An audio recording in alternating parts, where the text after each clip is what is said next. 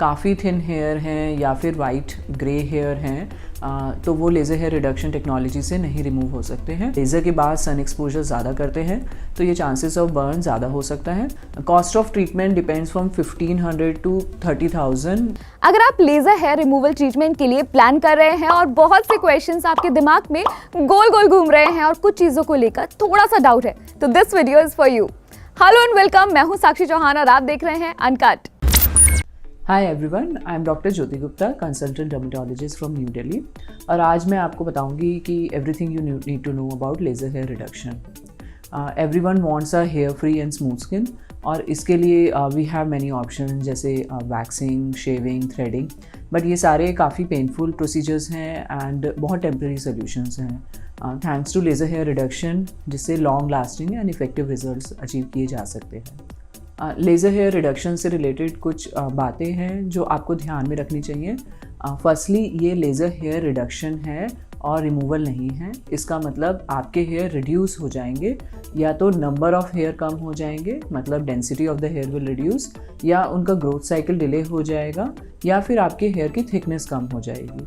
Every patient is different, इसलिए हर किसी को अलग अलग बेनिफिट्स हो सकते हैं, या फिर आपको सारे बेनिफिट्स भी मिल सकते हैं depending on your hair growth cycle. Secondly, it is important to know that laser hair reduction is a multiple session procedure.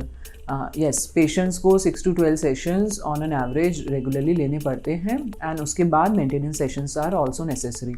6 to 12 sessions में we expect that almost 70 to 80% hair growth reduction can happen. Thirdly, not all hair require this treatment. काफ़ी thin hair हैं या फिर white grey hair हैं तो वो laser hair reduction technology से नहीं रिमूव हो सकते हैं। कभी कभार they will become more long and thicker also, जिसे हम पैराडॉक्सिकल हेयर ग्रोथ भी कहते हैं। थिन हेयर के लिए you can always get a laser bleach, and white hair के लिए आप एक FUE प्रोसीजर भी करा सकते हैं। Fourthly, hormonal evaluation. अगर आपके हार्मोन्स इम्बैलेंस्ड हैं, जैसे कि आपको PCOD है या थायराइड प्रॉब्लम है या ओबेसिटी है, जिसमें लोअर फेस पे पिंपल्स हो जाते हैं, स्कैल्प हेयर जो है थिन हो जाते हैं, समटाइम्स पीरियड में भी प्रॉब्लम हो सकती है, या बहुत जल्दी वेट गेन भी हो रहा है, then I would recommend you to go for hormonal evaluation. इससे आपकी लेज़र हेयर रिमूवल के साथ हार्मोनल ट्रीटमेंट शुरू कर सकते हैं, and that way your session becomes more effective. Last but not the least, if you are pregnant, then आपको laser hair reduction avoid करना चाहिए, क्योंकि इस टाइम पे हार्मोन्स फ्लक्चुएट कर रहे होते हैं, तो laser can be less effective. Body में पिगमेंट भी ज़्यादा बन रहा होता है, तो पोस्ट लेज़र चांसेस आर कि आपको ब्लैक स्पॉट्स हो जाएं। Now let's discuss the side effect of this procedure. Some patients are afraid of laser hair removal technology. अगर इस टेक्नोलॉजी को एक्सपीरियंस से यूज़ किया जाए तो इसके कोई साइड इफ़ेक्ट्स नहीं हैं। Laser produces heat which burns your hair. अगर आपने गलत एनर्जी दिया तो it can also burn your skin. अगर आप टैंड हैं या फिर लेज़र के बाद सन एक्सपोजर ज़्यादा करते हैं तो ये चांसेस ऑफ बर्न ज़्यादा हो सकता है। थोड़ा सा आपको प्रिकिंग पेन हो सकता है, but it is nothing compare to the pain जो आपको other methods of hair removal से होता है। ऑल्सो एक्ने प्रोन स्किन में एक्ने फ्लेयर अप भी हो जाता है, एंड अगर किसी एरिया में लेज़र हेयर रिडक्शन की ज़रूरत नहीं है, यानी बहुत फाइन हेयर हैं, ब्लीचेबल हेयर है, तो हेयर ग्रोथ भी बढ़ सकती है अगर आप लेज़र वहाँ पे करवाते हैं। Patient also want to know कि if this is a permanent solution या इसकी कॉस्ट क्या रहेगी।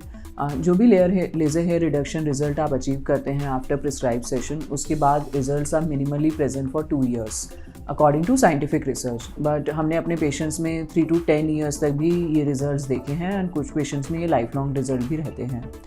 Cost of treatment depends from 1500 to 30,000 depending on size of the area जिस पर आप लेज़र हेयर रिमूवल या रिडक्शन करा रहे हैं। इसमें अगर लेज़र ब्लीच और FUE भी रिक्वायर्ड है तो कॉस्ट डिफर कर सकती है। Finally, I want to tell you कि आप कैसे देख सकते हैं कि laser hair reduction is actually beneficial for you. So to check this, आपको कुछ चीज़ें माइंड में रखनी चाहिए। First, thickness of hair. जैसे कि मैंने आपको पहले बताया, अगर आपके हेयर फाइन हैं या थिन हैं जो ईजिली ब्लीच हो सकते हैं, तो लेज़र हेयर रिडक्शन उस पर काम नहीं करता है। Secondly, colour of hair. अगर आपका हेयर का कलर लाइटर है आपके स्किन कलर से, तो लेज़र हेयर रिडक्शन नहीं काम करेगा।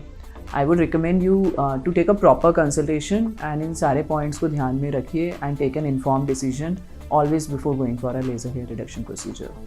आई होप कि इस वीडियो के थ्रू आपको काफ़ी क्लैरिटी मिल गई होगी। और अगर लेज़र हेयर रिडक्शन से रिलेटेड आपके कुछ और क्वेश्चंस हैं तो आप हमें कमेंट सेक्शन में ज़रूर बता सकते हैं। और ऐसे ही हेल्थ रिलेटेड टिप्स के लिए आप सब्सक्राइब कीजिए अनकट को। यूट्यूब, फेसबुक और इंस्टाग्राम पर ABP अनकट हमारा सोशल मीडिया हैंडल है। Thank you are watching uncut.